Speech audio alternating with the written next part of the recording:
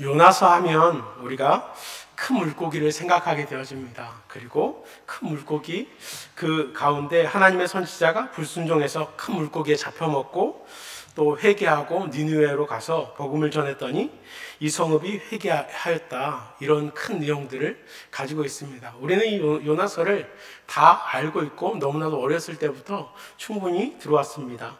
그러나 그 안에 그런 단순한 이야기 속에 또 하나님의 공의와 자비하심, 그런 주제들이 같이 숨어 있습니다. 이 책의 저자는 1장 1절에서 보여지는 것처럼 아미떼의 아들 요나라고 그렇게 되어 있습니다. 아미떼라는 말은 진리라는 그런 의미를 가지고 있습니다. 진리의 아들 요나, 이렇게 해석하면 좋을 것 같습니다. 진리의 아들이기에 진리의 말씀에 순종하고 따라가야 합니다. 그러나 우리가 아는 것처럼 요나서를 읽다 보면 그 말씀에 불순종하고 순종하지 않으려고 하는 그런 모습을 보여주고 있습니다. 요나서의 저작 시기는 열왕기하 14장 25절에는 이렇게 기록되어 있습니다. 이스라엘의 하나님 여호와께서 그의 종 가드헤벨 아미떼의 아들 선지자 요나를 통해서 하신 말씀과 같이 여로보암이 이스라엘 영토를 회복하되 하맛 어귀에서부터 아라바 바다까지 하였으니, 이렇게 말씀하고 있습니다. 여기에서 등장하는 여로보암은 북이스라엘의 초대왕, 북이스라엘과 남유다가 솔로몬 이후에 나눠지는데 그 여로보암이 아니라 그 후에, 여로보암 후에 또 다른 여로보암이 있습니다. 그 여로보암을 우리는 여로보암 2세라고 하는데 여로보암 2세 때의 활동했던 그런 선지자로 보여집니다.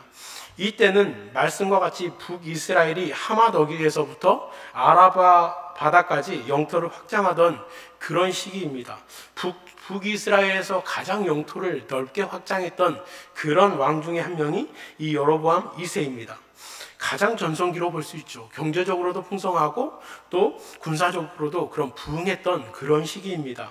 그러나 영적으로는 경제적, 군사적 부흥에 맞춰서 그렇게 부흥을 하지 못했던 시기입니다. 초대왕 여로보암 이후로 지속적으로 하나님과 멀어져 온 북이스라엘이죠. 그리고 이쯤에서 같이 활동했던 선지자들이 호세아와 아모스 선지자 같은 사람들이 있습니다. 선지자가 그만큼 활동했다라는 것은 그만큼 하나님과 멀어졌다는 것이죠. 하나님께서 경고의 메시지를 지속적으로 보내고 있다라는 것입니다. 이때 국제 정세 속에 등장하는 나라는 아수르라는 나라입니다. 북이스라엘의 더 북쪽에 있었던 아수르, 우리가 알고 있는 아수르라는 나라는 지속적으로 이스라엘을 괴롭히던 나라이고 이제 후에는 이 북이스라엘을 멸망시키던 그런 나라입니다. 여로보암이 8세기 사람인데 그 100년 전쯤에는 아합 왕 같은 사람이 있었는데 그때는 더 이스라엘을 괴롭혔던 그런 나라고요. 그리고 이제 이 여로보암이 2세가 치세하고 있는 이때 이 요나가 이 선지자로 활동하고 있는 이 시기 한 30년에서 50년 사이가 되면 이제 북이스라엘이 아수르에 의해서 멸망하게 되어집니다. 이제 이런 큰 전체적인 배경들을 우리가 생각하면서 오늘 본문을 함께 보도록 하겠습니다. 하나님의 말씀이 아미떼의 아들 요나에게 임합니다. 하나님의 선지자에게 하나님의 말씀이 들렸다라는 것, 하나님의 사람에게 하나님의 말씀을 받을 수 있다는 것, 그것은 너무나도 정상적이고 너무나도 귀한 일이죠. 너무나도 복받은 일입니다. 그런데 그 내용에 문제가 있습니다. 너는 일어나 저 큰 성읍 니느웨로 가서 그것을 향하여 외치라. 그 악독이 내 앞에 상달되었음이라 하시니라. 그 내용이 자신의 나라를 괴롭히던 강대국에 가서 하나님의 메시지를 전해라 라는 것이었습니다. 이 요나 선지자와 호세아 선지자가 활동하던 시기가 겹친다라고 말씀드렸습니다. 호세아 선지자의 예언을 보면 요나 선지자 또한 호세아 선지자가 했던 그런 내용들을 알고 있었을 것입니다. 호세아서 9장에 보면 이렇게 말씀하고 있습니다. 북이스라엘에 대해서 경고하는 메시지인데요. 이스라엘아, 너는 이방 사람처럼 기뻐 뛰놀지 말라. 내가 음행하여 내 하나님을 떠나고 각 타작마당에서 음행의 값을 좋아하였느니라. 타작마당의 술틀이 그들을 기르지 못할 것이며 새 포도주 떨어진 것이요, 그들은 여호와의 땅에 거주하지 못하며 에브라임은 애굽으로 다시 가고 아수르에서 더러운 것을 먹을 것이라. 이 호세아의 예언의 내용이 무엇이었냐면 북이스라엘이 아수르에 멸망당할 거다, 잡혀갈 거다, 이런 예언을 호세아서에 보면 하고 있다는 것입니다. 아수르에 멸망당할 예언을 호세아 곳곳에서 보면 찾아볼 수가 있습니다. 이런 예언을 요나가 알고 있었습니다. 저 나라는 우리나라를 멸망시킬 나라야, 그렇게 알고 있습니다. 그러면 그 나라를 향한 하나님의 메시지가 떨어졌어요. 그러면 좋아요, 싫어요? 좋죠. 아싸, 하나님께서 저 원수 같은 성읍을 쓸어버린다네? 너무 좋다. 드디어 죄값을 치르는구나. 그래야 합니다. 그렇게 좋아할 것 같습니다. 그러나 1절의 내용을 보면 심판의 내용으로 되어 있습니다. 그 악독이 내 앞에 상달되었음이라. 그 악독이 내 앞에 하나님께 상달되었다라는 것은 심판의 메시지를 담고 있죠. 그 성읍을 심판하겠다라는 메시지를 담고 있습니다. 그래서 너무나도 좋아야 맞습니다. 그런데 이 선지자는 그 메시지가 그렇게 들리지 않습니다. 왠지 이 메시지가 심판을 하겠다라는 메시지로 들려지지 않는다라는 것입니다. 호세아서에 써있는 심판의 메시지, 죄에 대한 징벌의 메시지, 북이스라엘을 향한 징벌의 메시지가 심판하시겠다라는 내용인가요? 아니면 다른 내용일까요? 아니라는 거예요. 내가 너를 기다리고 있다. 돌이키고 어서 돌아와라 라는 내용을 호세아서에는 기록하고 있다는 것입니다. 집 나간 아들을 기다리는 심정으로 돌아오기를 간절히 바라는 마음을 그렇게 호세아서에 그렇게 기록해 놓고 있다는 것입니다. 우리가 좋을 때, 행복할 때는 부모님 생각이 잘 안 나요. 그런데 힘든 결정을 하거나 인생의 어려운 어떤 일들을 만날 때 우리는 부모님을 생각하게 되죠. 심판의 메시지는 하나님의 사랑의 메시지고 돌아오라라고 하는 그런 메시지라는 것을 이 요나 선지자는 알고 있다는 것입니다. 그래서 니느웨에 가서 그 심판의 메시지를 전하라는 게 단순히 멸망시키기 위한 메시지가 아니라 너희도 돌아오면 좋겠다. 내가 너희를 기다리고 있다. 이런 하나님의 마음을 같이 보고 있다는 것입니다. 우리 인생 가운데 어떤 어려운 문제를 만났을 때 그동안 어찌 살았든 상관없습니다. 하나님께 돌아온 은혜가 있기를 축복합니다. 너 그렇게 살았으니까 잘됐다, 쌤통이다, 그렇게 하나님께서 말씀하지 않으시고 언제라도 잘했다, 내가 너를 기다리고 있었다, 이렇게 안아주시는 분이신 줄 믿습니다. 문제는 이 요나가 그 사실을 알고 있기 때문에 너무나도 가기가 싫은 겁니다. 그럴 때 반응이 뭔가요? 3절을 한번 보겠습니다. 3절을 보면 3절을 다시 한번 같이 읽어보겠습니다. 시작.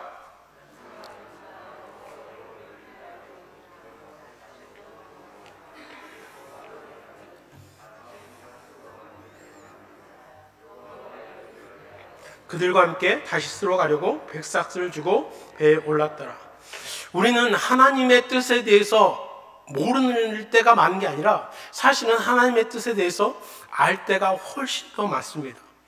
하나님의 뜻을 알려주십시오. 하나님의 뜻이 무엇입니까? 라고 우리가 기도하는 기도가 참 많지만 실제로는 우리가 설교를 듣고 하나님의 말씀을 읽고 교제를 하다 보면 하나님의 뜻이 무엇인지 우리 안에 너무나도 선명해질 때가 있습니다.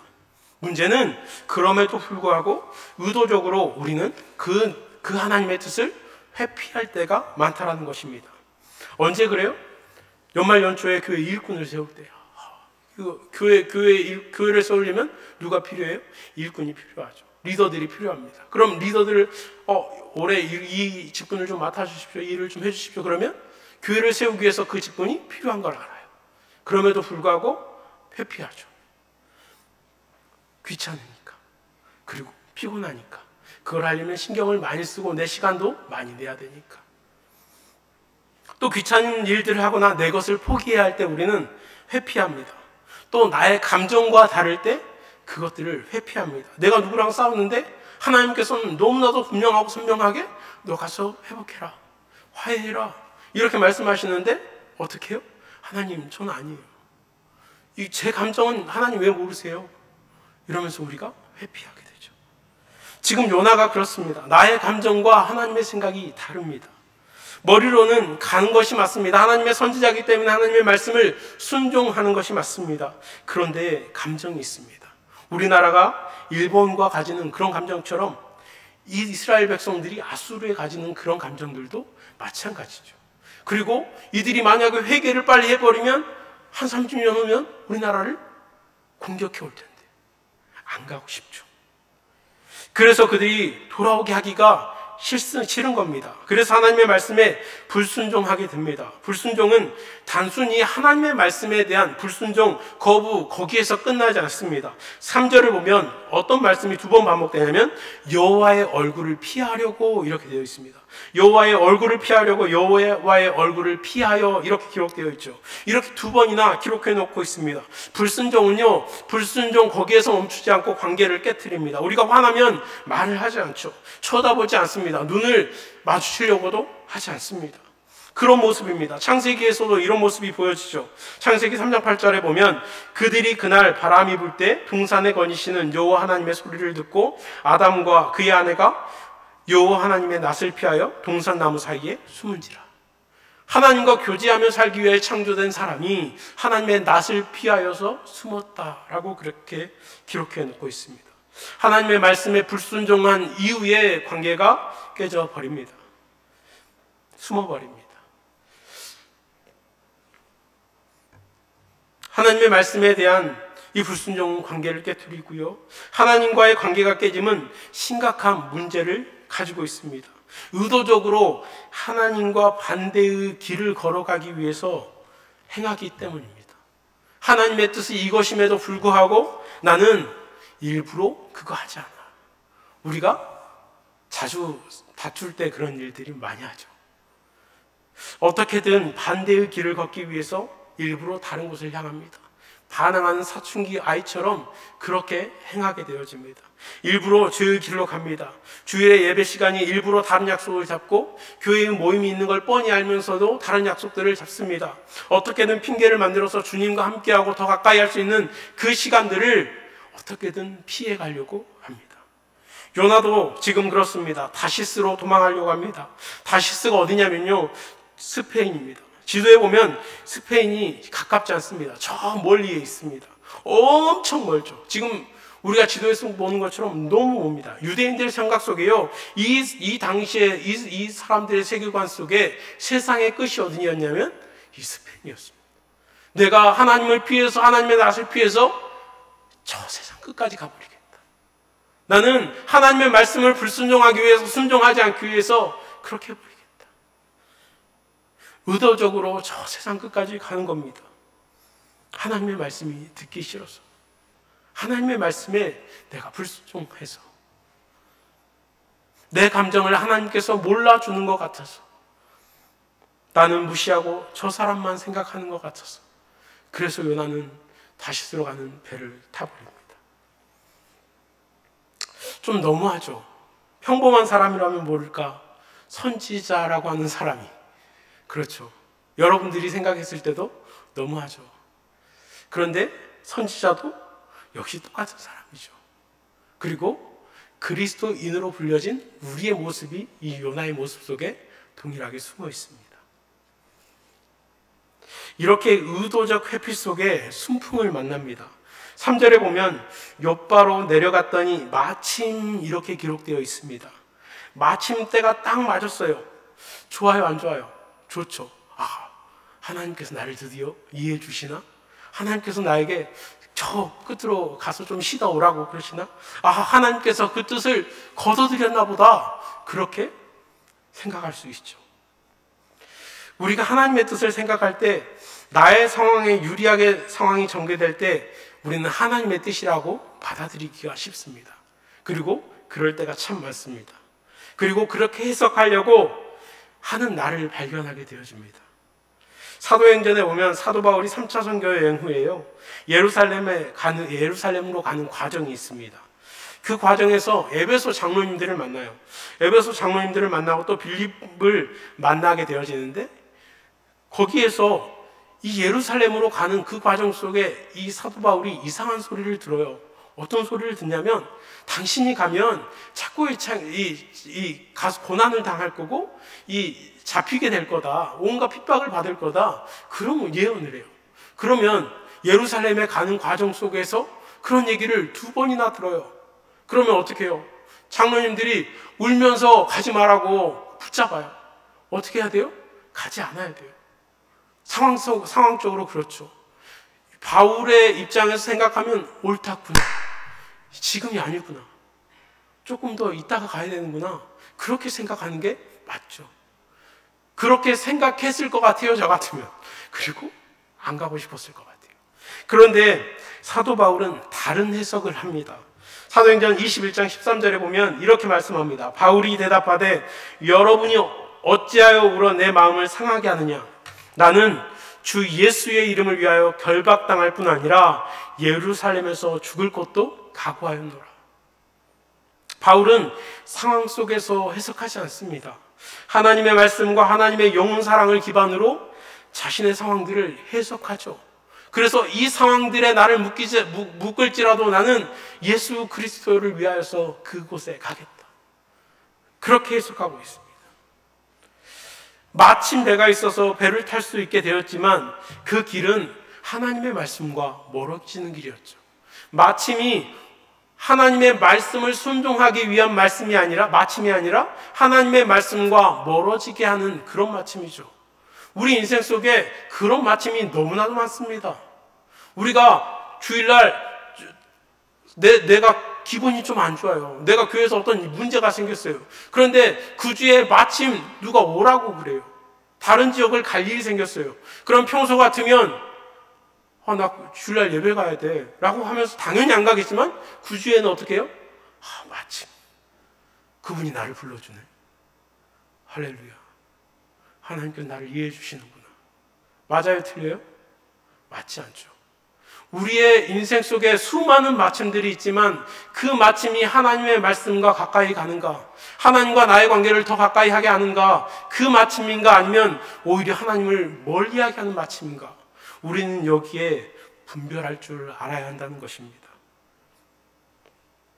우리의 삶 속에 정말 그런 것들이 분별되지 않으면 우리는 끊임없이 요나와 같은 그런 실수의 삶을 살아가게 됩니다.